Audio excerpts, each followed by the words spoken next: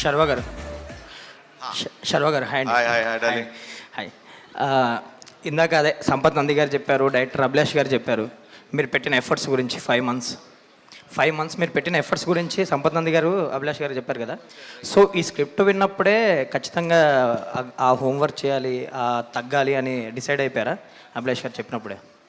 First అనుకున్నప్పుడే తను script చెప్పాడు. First half ఒకసారి విన్నా, సెకండ్ హాఫ్ ఒకే రోజు వినగానే ఇది కనుక మనం అచీవ్ చేయకపోతే ఈ సినిమా మనం చేసి వేస్ట్ అని ఆ రోజు ఇద్దరం అనుకున్నాం. బికాజ్ ఆ డిఫరెన్స్ లేకపోతే మేము బిలీవబిలిటీగా మీకు చూపించలేం and the authenticity of the film పోతుంది. So it was a big challenge for both of us and తను ఒక్కడే నమ్మాడు. ఓకే, విజువల్స్ చూసామండి, నిజంగా బెస్ట్ ఎఫర్ట్స్ పెట్టారు. కంగ్రాట్స్. అభిలాష్ గారు, రేసింగ్ సీక్వెన్స్ గురించి ఎక్కువ మాట్లాడుతున్నారు సినిమా చూశాక.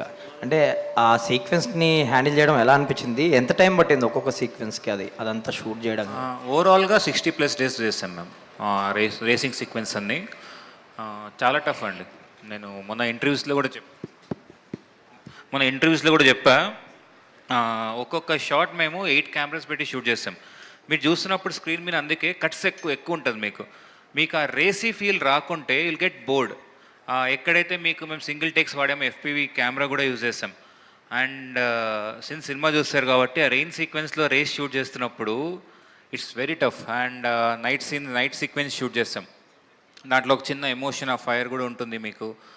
అండ్ క్లైమాక్స్ ఆబ్వియస్లీ చాలామంది మాట్లాడుతున్నారు, it's because of the Tarain, toughest Tarain అది మనం షూట్ చేసింది. శర్వ గారు hi. Hi hi. Sir question ఏం లేదు నాకు యాక్చువల్లీ, బట్ ఒక మాట అయితే చెప్పాలి. ఇందాక మీరు ఒక మాట అన్నారు కదా, it's always good to see you smile అనమాట. So keep smiling again and again. So sweet, thank you అండి, థ్యాంక్ యూ. అభిలాష్ గారు ఒక క్వశ్చన్. అంటే పర్టికులర్గా కోయంబత్తూర్ బ్యాక్డ్రాప్ తీసుకున్నారు కదా 90sలో అండ్ ఎర్లీ 2000sలో కోయంబత్తూర్ బ్యాక్డ్రాప్ తీసుకోవడానికి ఏంటండి, ఏదైనా స్పెసిఫిక్ రీజన్ ఉందా? మనకు రేసింగ్ కోయంబత్తూర్లో ఉంటుందండి ఎక్కువ వరకు. మన ఇండియన్లో Coimbatore is a hub of motocross racing. అది నాకు అథెంటిసిటీ ఉంటుందని చెప్పి నేను తీసుకున్నాను అలా. అండ్ ఇంకొకటి, చాలామంది బైకర్ అని టైటిల్ పెట్టి మీరు మోటోక్రాస్ అనేది చెప్పి ఎక్కువ ప్రమోట్ చేసాం కదా. సినిమాలో ఇంకొంచెం స్పోర్ట్స్ డ్రామా ఎక్కువ ఉండాలి, కొంచెం ఫ్యామిలీ డ్రామా కంటే స్పోర్ట్స్ డ్రామా ఎక్కువ ఉంటే బెటర్ అని ఎక్స్పెక్ట్ చేశారు చాలామంది, ఉండొచ్చు అని. బట్ మీరు అదర్వైజ్ తీసుకున్నారు, దానికి ఏంటి స్పెసిఫిక్ రీజన్? అంటే నేను ఆల్మోస్ట్ దీంట్లో 50 minutes ప్లస్సే ఉంది రేసింగ్. బట్ నేను ఫీల్ అయింది ఏంటంటే, మీకు రేసింగ్ కరెక్ట్ అవ్వాలంటే దానికి డ్రామా చాలా ఇంపార్టెంట్ ఫీల్ అయ్యాను నేను. మీకు ఓపెనింగ్ రేస్ చూసినప్పుడు కూడా దానికి మీకు రేస్ ముందు జరిగే డ్రామా ఉంటుంది అక్కడ, పిట్ క్రూలో కానీ ఆ కాన్వర్జేషన్ కానీ, అది ఇంట్రెస్టింగ్గా నేను డెవలప్ చేసుకున్నా. బికాజ్ ఆ రేస్ అర్థమయ్యేటట్టు నేను చెప్పాలి ఆడియన్కి. It is not a regular sport మనకి. సో అది కాన్షియస్ డెసిషన్ అండి మేము తీసుకుంది. మీకు ఆఫ్ రోడింగ్ రేస్ గురించి మాట్లాడుతున్నారు, మీకు ఆ మౌంటైన్ జంప్ ఇదంతా మాట్లాడుతున్నారు. ఇట్స్ మీకు కనెక్ట్ అయ్యారు కాబట్టి ఆ డ్రామా మీకు అనిపించింది, ఏమైనా తక్కువ అనిపించిందా రేసెస్ అంటే? I just want to know. కొంచెం స్పోర్ట్స్ డ్రామా ఉంటే బెటర్ ఉండదేమో అంటే. ఓకే, క్లైమాక్స్ కూడా ఆల్మోస్ట్ 25 minutes కూడా ఉంటుంది. అంటే ఐ ఫీల్ సో మీకు మీకు ల్యాగ్ లేకుండా మేము చేసాం రేస్.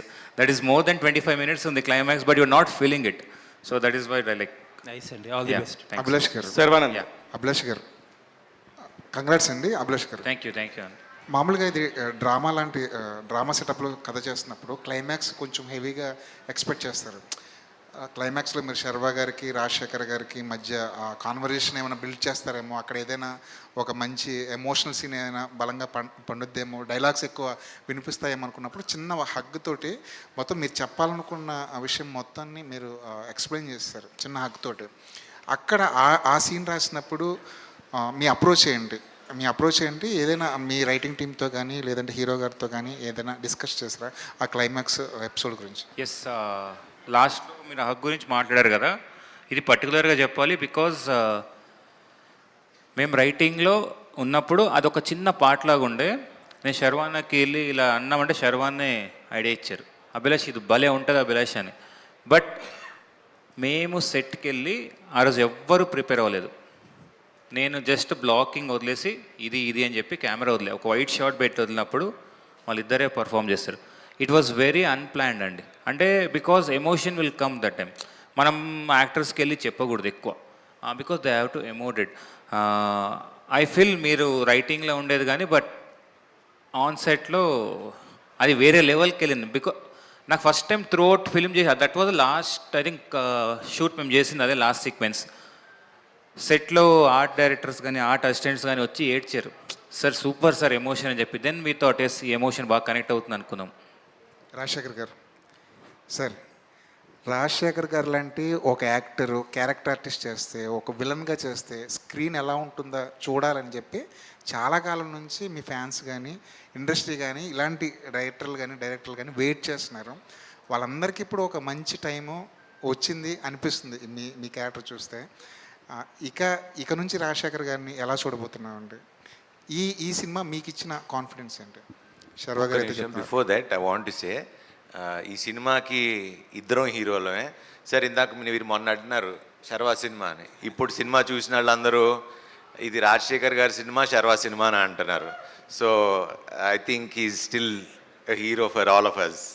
లేదు, ఫస్ట్ మీరే సెలెక్ట్ చేసిన సబ్జెక్ట్ మీరు సెలెక్ట్ చేసి అభి వచ్చి నన్ను క్యాస్ట్ చేయాలని అన్నప్పుడు మీరు ఓకే అని చెప్పడం, ఇదంతా ఇట్స్ ఆల్ గుడ్ సైన్స్.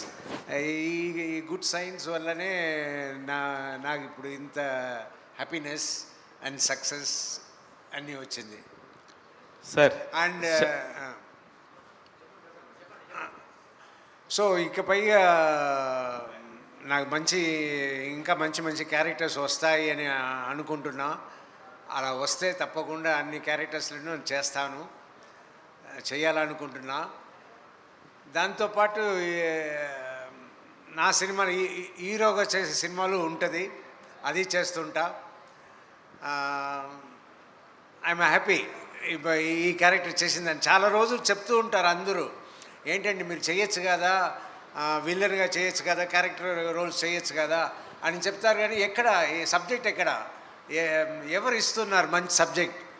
నాకు మంచి సబ్జెక్ట్ వచ్చింది ఇప్పుడు అభి గారు ఇచ్చారు. సో అది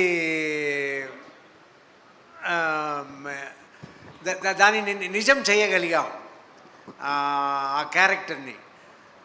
రాజశేఖర్ గారు చెప్పండి. ఫస్ట్ అభిలాష్ వచ్చి క్యారెక్టర్ చెప్పినప్పుడు, క్యారెక్టర్ చేయాలి అన్నప్పుడు మీ ఫీలింగ్ ఏంటండి? అదే చెయ్యాలా వద్దా అని అనుకున్నాను. కానీ అప్పుడు నాకు వెంటనే నచ్చింది. ఎందుకు నచ్చిందంటే ఒక మంచి సబ్జెక్ట్, నా క్యారెక్టర్ ఫస్ట్ నా క్యారెక్టర్ మంచి క్యారెక్టర్ నేను చేస్తున్నా అని అనుకున్నా. సరే మన మంచి క్యారెక్టర్ చేసినా కూడా రేపు సినిమా ఆడకపోతే వేస్ట్ కదా, ఈ సినిమా ఆడుతుందా అంటే సూపర్ సబ్జెక్ట్. సర్వా గారు ఎప్పుడు కొత్త సబ్జెక్టే సెలెక్ట్ చేసుకుంటారు. అలా సెలెక్ట్ చేసుకున్న సబ్జెక్ట్ తప్పకుండా సక్సెస్ అవుతుంది. ఈ సక్సెస్ అయ్యే సబ్జెక్ట్లో మనం చేస్తున్నాము అని అనుకుని నేను చేశాను. అది నిజంగా నాకు మంచిగా జరిగింది. రాజశేఖర్ గారు అంటే మిమ్మల్ని యంగ్ మ్యాన్ అంటారు. ఇప్పుడు వరకు మీరు చేసిన సినిమాలన్నింటిలో పాటలు ఉంటాయి, ఫైట్స్ ఉంటాయి, డైలాగ్స్ ఉంటాయి. ఇంతకుముందు మీరు చెప్పినట్టు మ్యాక్సిమం నాన్న వరకే పిలిపించున్నారు. బట్ ఈ సినిమాలో మీరు ఎవరిని కొట్టడానికి కూడా లేదు, కనీసం గట్టిగా ఒక దెబ్బ వేశారు, తాత అని పిలిపించుకున్నారు. సో ఎలా అనిపించింది ఫస్ట్ టైము ఇది నిన్న సినిమా చూసుకుంటున్నప్పుడు? నేను ఫస్ట్ టైం సినిమా చూసేప్పుడు ఎప్పుడు నా మిస్టేక్లే చూస్తుంటాను.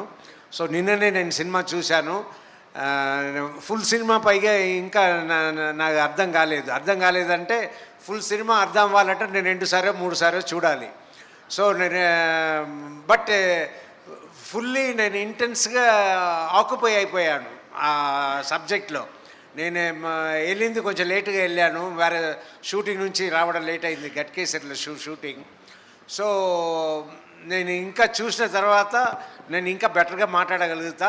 బట్ చూసిన వరకు ఆ ఫీల్ చూసిందని అంటే బయట వచ్చిన తర్వాత అందరూ మాట్లాడిన ఆ ఫీల్ ఉంది కదా, ఆహా సబ్జెక్ట్ ఇలా ఉంది, అలా ఉంది, ఇలా మీరు చేశారు, ఇలా బాగా వచ్చింది, సర్వా గారు మీ కాంబినేషన్ సూపర్ ఉంది అన్న ఆ ఫీల్ని చూసినప్పుడు మనం కొట్టాము, సక్సెస్ కొట్టాము అన్న హ్యాపీనెస్ నాకు నిన్న వచ్చింది. And still I'm happy. It's doing better and better. Sharwa ఎప్పుడు ఇట్లా హ్యాపీగా స్మైలింగ్గా ఉండాలి.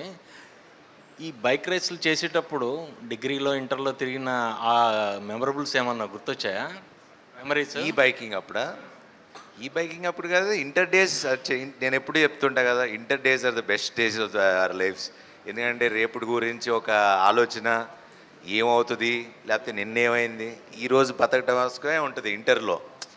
ఎప్పుడు బంక్ కొడదాం, ఎప్పుడు బయటికి వెళ్దాం, లేకపోతే ఎక్కడికి డాబాకి వెళ్దాం, ఈ ఆలోచనలు ఉంటాయి. కాబట్టి that's the best phase. And బైక్లు వేసుకుని ఒక గ్యాంగ్ లాగా వెళ్తే ఆ కిక్ వేరు.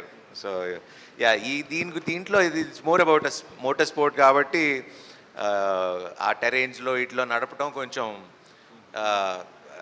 కొంచెం ఎక్కడ పడతామా లేకపోతే కొంచెం ఈ టెన్షన్లో ఉండేవాళ్ళం. శర్వా గారు